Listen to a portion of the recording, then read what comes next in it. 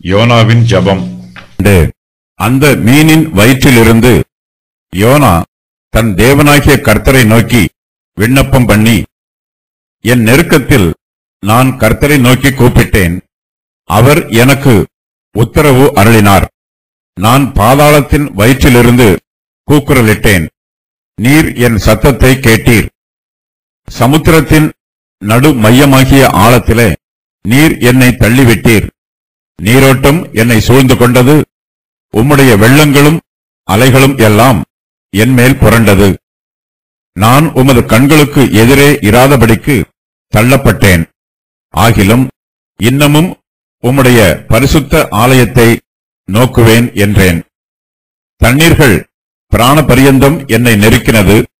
ஆழி என்னை சூழ்ந்தது. கடற்பாசி என் தலையை சுத்திக் கொண்டது. பர்வதங்களின் அடிவாரங்கள் பரியந்தமும் இறங்கினேன். பூமியின் தாழ்பாள்கள் என்றென்றைக்கும் என்னை அடைக்கிறதாயிருந்தது.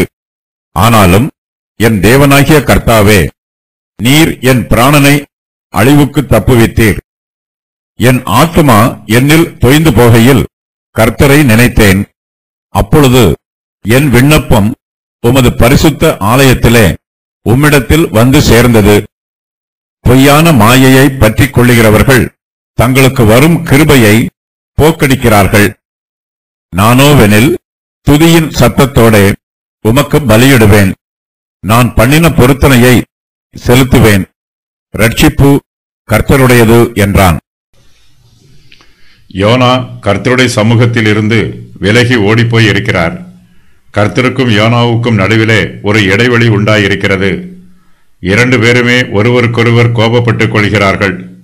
யோனாவே இந்த பிரச்சனைக்கு காரணம். யோனாதான் சண்டையை ஆரம்பிக்கிறார். யோனா கர்த்தருடைய கட்டளைக்கு கீழ்ப்படியாமல் தர்சீசுக்கு போகிறார். யோனா கர்த்தருடைய கட்டளைக்கு கீழ்ப்படிந்து நினிவேக்கு போக வேண்டும். அவர் கர்த்தரோடு ஒப்புரவாக வேண்டும். ஒப்புரவாகுதலின் கிரியை கர்த்தரிடத்திலிருந்து ஆரம்பமாகிறது. யோனா கர்த்தருடைய சமூகத்தில் இருந்து விலகி ஓடிப்போனாலும் கர்த்தர் அவரை பின்தொடர்கிறார். யோனா கர்த்தருக்கு கீழ்ப்படியாமல் பாவத்தின் பள்ளத்திலே விழுந்தாலும் கர்த்தர் தம்முடைய கிருபையினால் அவரை தூக்கி விடுகிறார். யோனா பாவத்தில் மூழ்கி போகாதபடி கர்த்தர் அவரை சந்திக்கிறார். யோனாவை விழுங்கும்படி கர்த்தர் ஒரு பெரிய மீனை ஆயத்தப்படுத்துகிறார். அந்த மீன் யோனாவை விழுங்குகிறது. 3 நாட்களுக்கு பின்பு அந்த மீன் யோனாவை கரையிலே கக்கி விடுகிறது. யோனா மீனின் வயிற்றில் இராப்பகல் 3 நாள் இருக்கிறார். அங்கே அவருக்கு மிகுந்த வேதனையும் துன்பமும் உண்டாகிறது. யோனா தன்னுடைய பாவத்தை உணர்கிறார். அவருக்குள் குற்ற உணர்வு உண்டாகிறது. தன்னுடைய பாவங்களுக்கு மனம் வருந்துகிறார். யோனா மீனின் வயிற்றில் இருந்து கர்த்தரிடத்தில் ஜெபம் பண்ணுகிறார். கர்த்தர் தம்முடைய வல்லமையினால் யோனாவின் ஜீவனை பாதுகாக்கிறார். யோனா மீனின் வயிற்றில் உயிரோடு இருப்பது மிகப்பெரிய அற்புதம். கர்த்தர் தன்னை மீனின் வயிற்றிலிருந்து ரட்சிப்பார் என்று யோனா நம்புகிறார். அவர் கர்த்தரை துதித்து தன்னுடைய வேண்டுதல்களையும் விண்ணப்பங்களையும் ஏறெடுக்கிறார். நாம் எங்கே இருந்து வேண்டுமானாலும் ஜெபம் பண்ணலாம். யோனா மீனின் வயிற்றில் இருந்து தன் தேவனாகிய கர்த்தரை நோக்கி விண்ணப்பம் பண்ணுகிறார். கர்த்தர் நம்மை எங்கே வைத்திருக்கிறாரோ அங்கே இருந்து கர்த்தரை நோக்கி விண்ணப்பம் பண்ண வேண்டும். நாம் எந்த இடத்தில் இருந்தாலும் பரலோகத்தின் தேவனை நோக்கி ஜெபம் பண்ண கற்றுக்கொள்ள வேண்டும். ஜெபிக்கிறவர்களுக்கு வானத்தின் வாசல் திறந்திருக்கும். கிறிஸ்து நம்முடைய இருதயத்தில் வாசம் பண்ணுகிறார். இந்த சத்தியத்தை நாம் விசுவாசித்து ஏற்றுக்கொள்ள வேண்டும். கிறிஸ்துவை உடையவர்கள் அவருடைய பலிபீடத்தையும் தங்களோடு சுமர்ந்து செல்லுகிறார்கள். நாம் எங்கே போனாலும் கிறிஸ்துவானவரும் நம்மோடு கூட இருக்கிறார். கிறிஸ்து தாமே ஜீவனுள்ள ஆலயமாய் இருக்கிறார். நாம் மனுஷரோடு ஐக்கியமாய் இருக்க முடியாதபடிக்கு அவர்கள் தங்களை சுற்றிலும் வேலி அடைக்கலாம். தங்களோடு ஒருவரும் பேசக்கூடாது என்று கதவை பூட்டிவிடலாம். நாம் கர்த்தரோடு பேசுவதற்கு ஒரு தடையும் இல்லை. தம்மை நோக்கி கூப்பிடுகிறவர்களுக்கு கர்த்தர் சமீபமாக இருக்கிறார். நாம் எங்கே இருந்தாலும் எந்த சூழ்நிலையில் இருந்தாலும் கர்த்தரோடு பரிசுத்தமான ஐக்கியத்தில் இருக்கலாம். யோனா இப்போது சமுத்திரத்தின் ஆழத்தில் இருக்கிறார். அந்த ஆழத்தில் இருந்து யோனா கர்த்தரை நோக்கி விண்ணப்பம் பண்ணுகிறார். யோனா எந்த கர்த்தருடைய சமூகத்தில் இருந்து விலகி ஓடிப்போனாரோ அந்த கர்த்தரை நோக்கி இப்போது விண்ணப்பம் பண்ணுகிறார். தன்னுடைய மதியீனத்தை உணர்கிறார். யோனாவின் இருதயம் கர்த்தரிடத்தில் திரும்புகிறது. யோனா மீனின் வயிற்றில் மிகுந்த வேதனையில் இருக்கிறார். அவர் நெருக்கப்படுகிறார். யோனா தன்னுடைய நெருக்கத்தில் கர்த்தரை நோக்கி கூப்பிடுகிறார். அவருடைய சரீரம் நெருக்கப்பட்டாலும் அவருடைய இருதயம் கர்த்தரை நோக்கி பார்க்கிறது. அவருக்குள் நம்பிக்கையும் பயமும் கலந்திருக்கிறது. விசுவாசமும் நெருக்கமும் அவருடைய மனதில் நிரம்பி இருக்கிறது. என் நெருக்கத்திலே நான் கர்த்தரை நோக்கி கூப்பிட்டேன் என்றும், நான் பாதாளத்தின் வயிற்றில் இருந்து கூக்குரலிட்டேன் என்றும் யோனா தன்னுடைய ஜெபத்தை பற்றி சொல்லுகிறார்.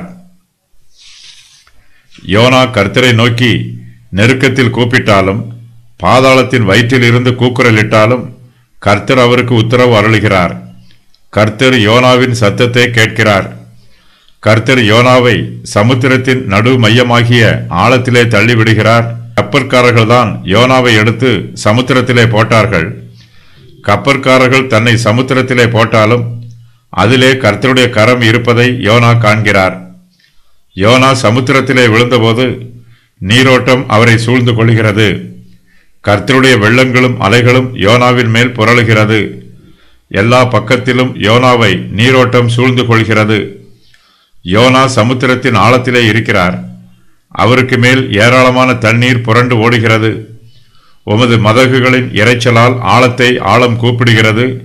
உமது அலைகளும் திரைகளும் எல்லாம் என்மேல் புரண்டு போகிறது என்று தாவீது சங்கீதத்தில் சொல்லுவதை யோனா இங்கு மேற்கோளாக சொல்லி அவரை நோக்கி விண்ணப்பிக்கிறார். சங்கீதம் 42:7. யோனாவுக்கு வந்தது போல வேறு யாருக்கும் இவ்வளவு நெருக்கம் வரவில்லை. யோனாவைப் போல வேறு யாரும் மீன் வயிற்றிலே இராப்பகல் 3 நாள் இருக்கவில்லை. ஆனாலும் தாவீது தன்னை போல நெருக்கப்பட்டதை யோனா தியானித்து பார்க்கிறார்.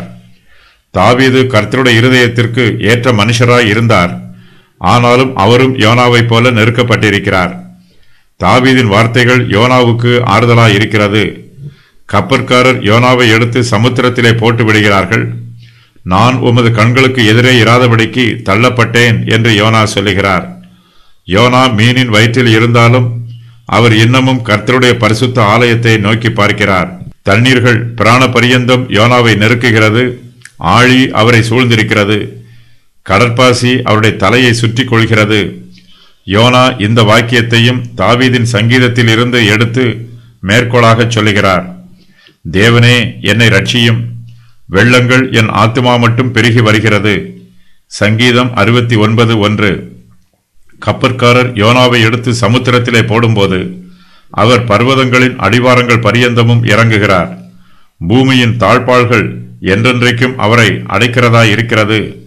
ஆனாலும் என் தேவனாகிய கர்த்தாவே, நீர் என் பிராணனை அழிவுக்கு தப்புவித்தீர் என்று யோனா மீனின் வயிற்றில் இருந்து கர்த்தரை நோக்கி விண்ணப்பம் பண்ணுகிறார்.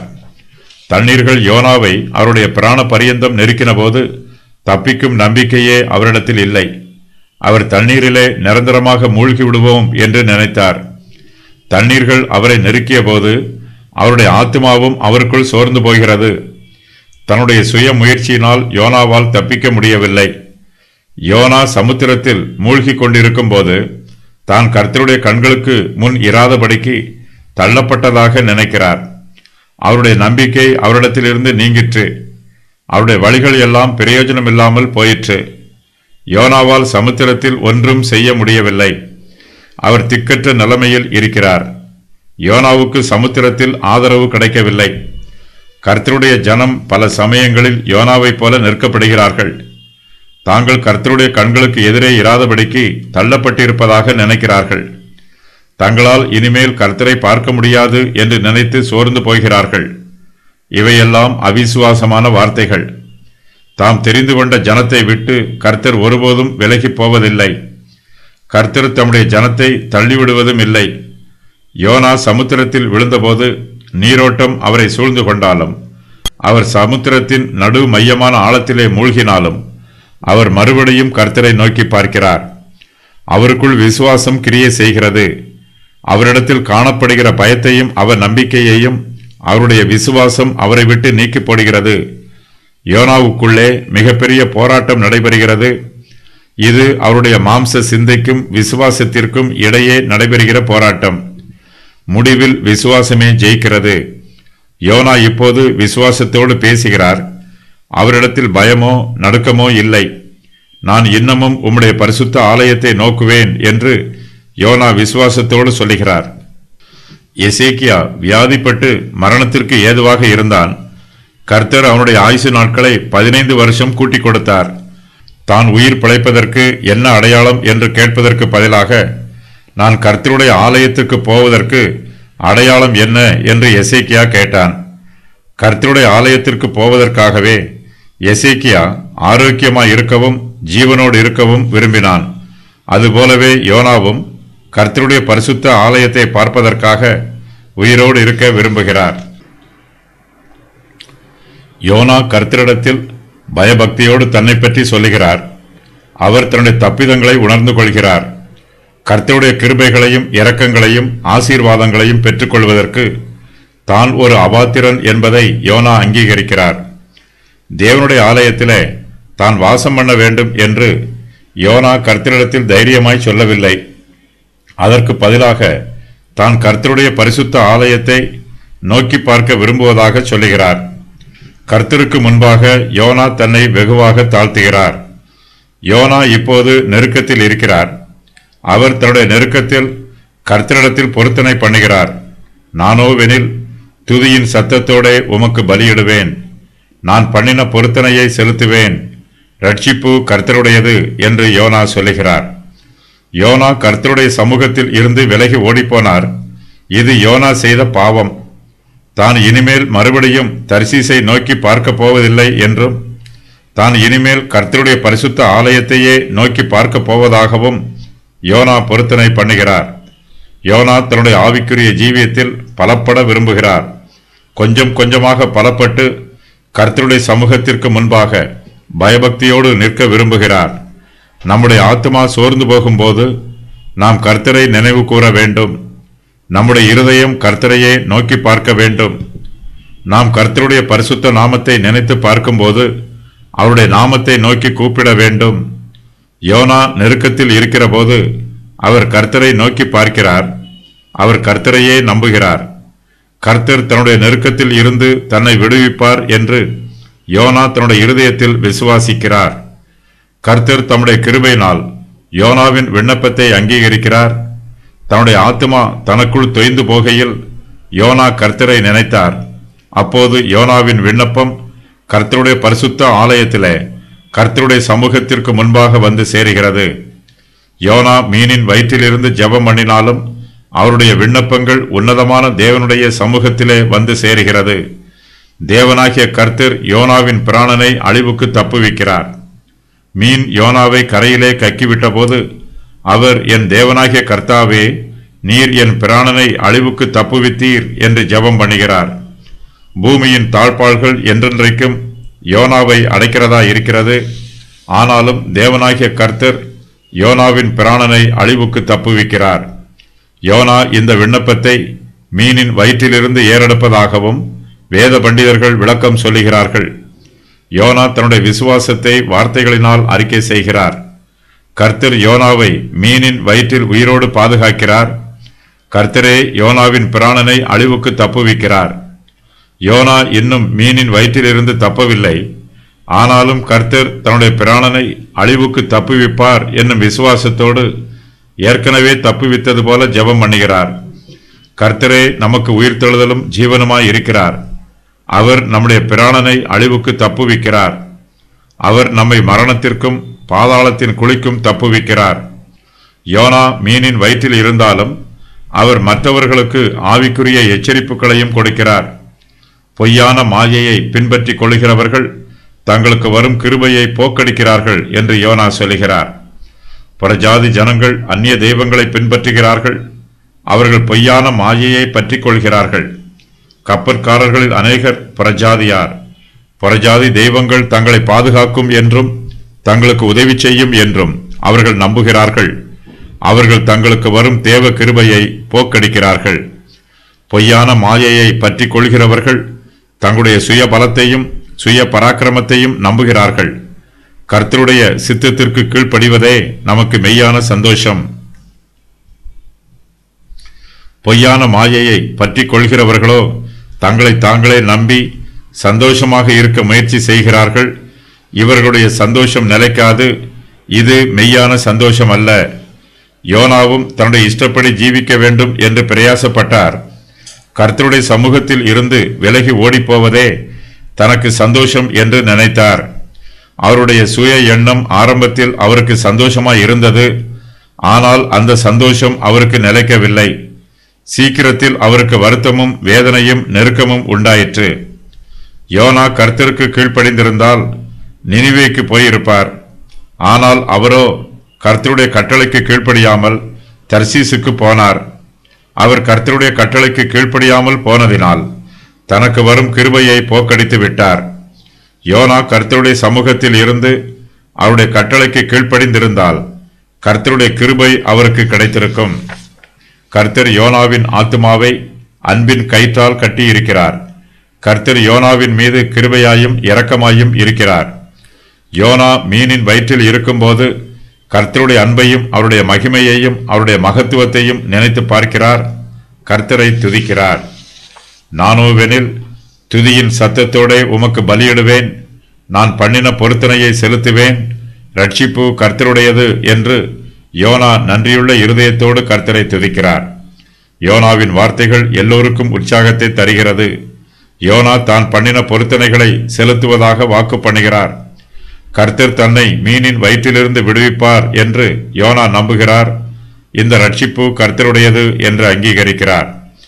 தன்னுடைய சுய முயற்சியினால் யோனாவால் மீனின் வயிற்றிலிருந்து தப்பிக்க முடியாது. கர்த்தரால் மாத்திரமே எல்லாம் கூடும். கர்த்தர் தன்னை மீனின் வயிற்றில் இருந்து விடுவித்த பின்பு கர்த்தர் தன்னை எங்கு அனுப்பினாலும் அங்கு போவதற்கு யோனா ஆயத்தமாய் இருக்கிறார். கர்த்தர் தன்னை நினிவேக்கு போகச் சொன்னாலும் யோனா அங்கும் போவார். கர்த்தரே ஜனங்களை ரட்சிக்கிறவர். ரட்சிப்பு கர்த்தருடையது. யோனா கர்த்தருடைய ரட்சிப்பின் செய்தியை ஜனங்களுக்கு அறிவிக்கிறவர். ரட்சிப்பு கர்த்தருடையது. தேவரீருடைய ஆசீர்வாதம் உம்முடைய ஜனத்தின் மேல் இருப்பதாக. சங்கீதம் 3:8. யோனாவின் அனுபவம் நம்மை உற்சாகப்படுத்துகிறது. எல்லா வயதில் உள்ளவர்களும் யோனாவின் சரித்திரத்தை வாசித்து அதை தியானித்து ஆவிக்குரிய ஆசீர்வாதங்களை பெற்றுக்கொள்ளலாம். நம்முடைய ரட்சிப்புக்கு நாம் கர்த்தரையே நம்ப வேண்டும். யோனா கர்த்தரை நம்பினார். கர்த்தர் அவரை மீனின் வயிற்றிலிருந்து ரட்சித்தார். கர்த்தரை நம்புகிறவர்கள் ஒருபோதும் வெட்கப்பட்டு போக மாட்டார்கள். யோனா தன் தேவனாகிய கர்த்தரை நோக்கி விண்ணப்பம் பண்ணுகிறார். யோனா மீனின் வயிற்றில் இருக்கிறார். அவர் ஜெபம் பண்ணிய விதத்தை குறித்து 2 விதமாக வியாக்கியானம் கூறுகிறார்கள். அவர் மீனின் வயிற்றில் உயிரோடு இருந்து கர்த்தரை நோக்கி விண்ணப்பம் பண்ணினார் என்பது ஒரு வியாக்கியானம். அவர் மீனின் வயிற்றில் மரித்து போனார் என்றும் அவருடைய ஆத்மா பாதாளத்திற்கு போயிற்று என்றும் பாதாளத்திலிருந்து அவர் தன்னுடைய ஆத்மாவில் தேவனாகிய கர்த்தரை நோக்கி விண்ணப்பம் பண்ணினார் என்பது மற்றொரு வியாக்கியானம்.